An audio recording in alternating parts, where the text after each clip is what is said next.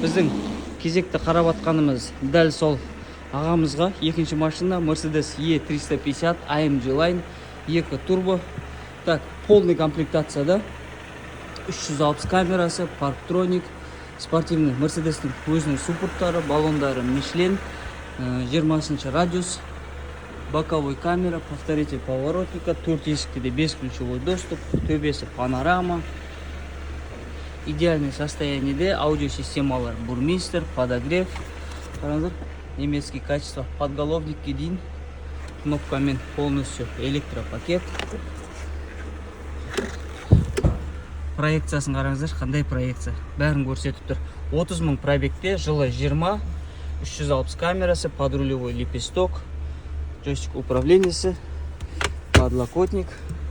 Идеальное состояние тоже машина, белый жемчуг цветте, қара кожаный салон. Артқа подогрев, климат, подлокотник, подстаканник. Идеальный состояние. Машинаның бағасы до Алматы 20 миллион 200 000 теңге шығып тұр. Растаможка документін қоспағанда фоматик бұл, полный привод. Құдай қаласа, ертең прямой эфирде келіп, осы екі машинаны да алып шығып, Батыс Қазақстанға жіберетін боламыз. 2 зоналық видеорегистратор, панорама.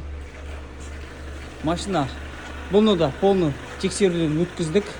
По кузову, по салону, техсостояние. Осы екі машинада да ешқандай причина жоқ.